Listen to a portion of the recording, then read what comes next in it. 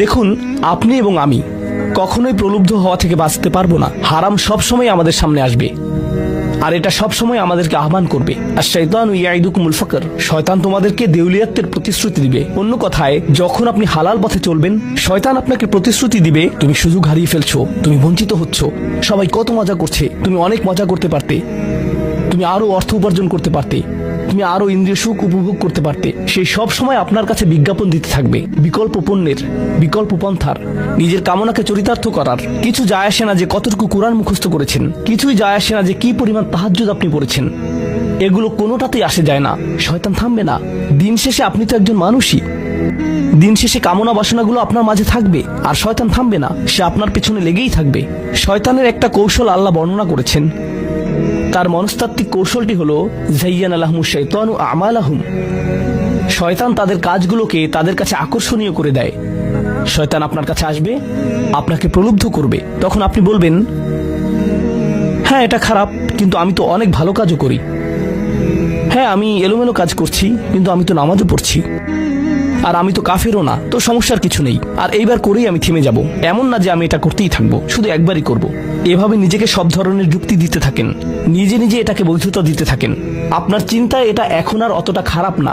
আর তারপর যখন এমন মানুষ চারপাশে থাকেন যাদেরকে বলেন যে এটা তো খারাপ, আর তারপর যখন এমন মানুষের চারপাশে থাকেন যাদেরকে বলেন যে এটা তো খারাপ, তারাও আপনাকে বলে, না ভাই কাম অন, এটা অতটা খারাপ না, থামো তো, এরকম কথা বলো না, না আল্লাহ ওইরকম না, আল্লাহ তোমাকে শাস্তি দিবেন না, কেন এরকম হতাশাজনক কথা বলছো, তুমি অতিরিক্ত চিন্তা করো।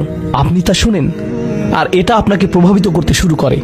কিন্তু যখন কাজটা করে ফেলেছেন, যেটাই করেছেন, হতে পারে এটা অ্যালকোহল অথবা অন্য কোনো মাদক, এটা কারোর সাথে সম্পর্ক হতে পারে, সেটা যাই হোক, যখন নিজেকে বলেন যে এটাই শেষবার, কিন্তু এটাই শেষ তো না। কারণ যখনই কাজটা ঘটে যায় আর কয়েকদিনের মধ্যে অনুশোচনাও কেটে যায়, তখন মোবাইলে আরেকটা মেসেজ চলে আসে, তারপর আরেকটা দাওয়াত আসে, তারপর আপনি বলেন না এটাই শেষবার, আবারও সেই চক্রে আটকে যান, আর আবারও সেটা করেন, আর তা করতেই থাকেন। শয়তান ঠিক এটাই চেয়েছিল। মানুষ এই চক্র বন্ধ করতে পারে, আল্লাহর প্রতি নিবিষ্ট হয়ে বলতে পারে, ইয়া আল্লাহ, আমার বন্ধুরা কি বলছে তাতে কিছু যায় আসে না, শয়তান কি ওয়াসওয়াসা দিচ্ছে তাতে কিছু যায় আসে না, কতবার এই বিভৎস চক্রে আটকা পড়েছি তাতে কিছু যায় আসে না। আমি ফিরে আসলাম, আমি ফিরে আসলাম, আমি ফিরে আসলাম 2 দিন অনুতপ্ত থেকে আবারও পাপে লিপ্ত হওয়া থেকে। আমি ফিরে আসলাম আপনার কাছে ক্ষমা চাওয়ার পর আবারও পাপ করা থেকে। ওয়ালাম ইউসিরু আলা মা ফাআলু ওয়া হুম ইয়ালামুন। তারা পাপ কাজগুলো বারবার করে না, আর তারা জানে যে তারা কি করছে। আমি সেই লোকদের অন্তর্ভুক্ত হব না। ওয়ালাইসাতিত তাওবাতু লিল্লাযিনা ইয়ামালুনা আস-সাইয়্যাত। তওবা